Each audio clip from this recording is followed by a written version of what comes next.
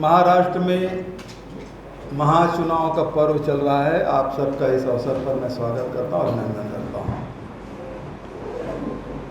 नाम वापसी का दौर समाप्त हो गया, वैसे ही चुनाव की सरगर्मी बढ़ी और उस सरगर्मी के साथ साथ नेताओं का आगमन। अभी राहुल जी दीक्षा भूमि आए थे, शरद पवार जी कल यहाँ कार्यक्रम दे के गए हैं, उद्धव ठाकरे जी भी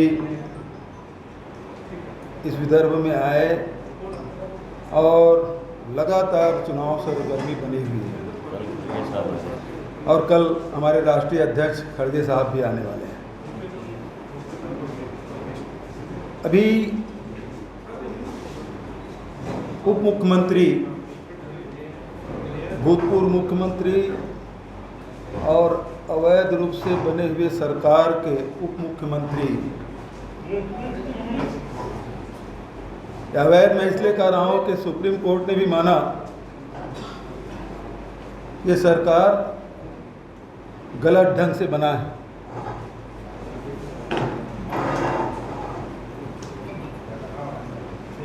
इसलिए मैं बात कर रहा हूँ।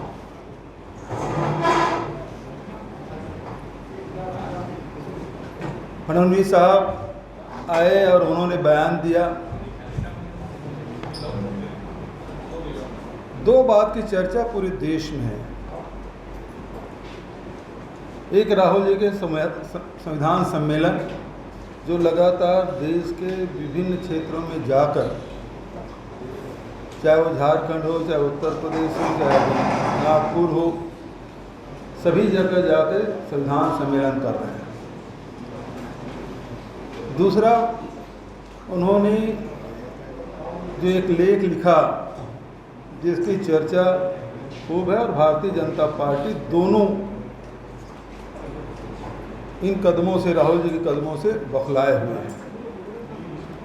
तो पहली बात मैं स्पष्ट कर देना चाहता हूँ, संविधान सम्मेलन जब कर रहे हैं, संविधान की रक्षा की बात हो रही है, वो इसलिए भी कि भारतीय जनता पार्टी लगातार संविधान बदलने की बात की। लोकसभा के चुनाव में तब से मामला उठा और दबे जुबान तो नहीं, खुले तौर पर भारतीय जनता पार्टी ने संविधान बदलने की बात कही। उनके बहुत वरिष्ठ नेताओं ने बात कही और वहीं से दौर शुरू हुआ और उसके कारण से आपने देखा एक संविधान की रक्षा अपने आप में बड़े मुद्दे के रूप में पूरे देश में देखा गया है।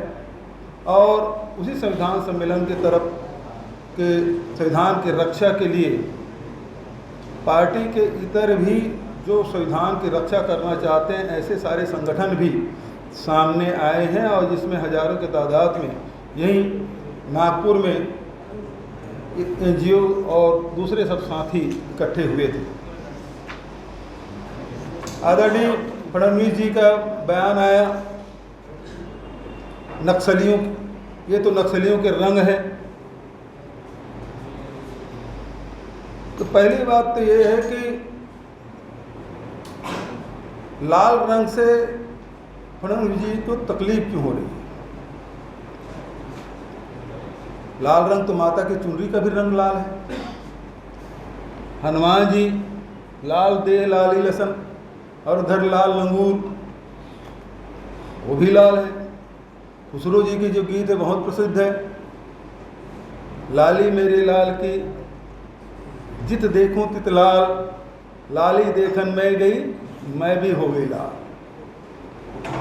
सूरज उगता है तब उसका रंग लाल, डूबता है तब रंग लाल। अभी छठ पूजा में डूबते सूरज को अर्घ दिया गया, कल की बात है। तो लाल रंग से इतनी तकलीफ क्यों है? और दरअसल में मुख्यमंत्री से उप मुख्यमंत्री बनने के जो सफ़र है उसमें फडणवीस जी फ्रस्ट्रेशन में है और फ्रस्ट्रेशन में जब आदमी आता है तो फिर उलझुल बात करने लगता है। ये उसी प्रकार की बात है। दूसरी महत्वपूर्ण बात यह है कि जो राहुल जी ने जो लेख लिखा और उसकी प्रतिक्रिया आई कि इस देश के संपदा में, इस देश के विकास में, इस देश के निर्माण में सबका योगदान है। जब निर्माण में सबका योगदान है तो उस खजाने में हिस्सेदारी भी पूरे देश के लोगों का होना चाहिए, एक दो व्यक्ति के हाथ में नहीं होना चाहिए। और इसीलिए उन्होंने न्याय की बात कही, चाहे 2019 की बात करें चाहे 2024 की बात कहें।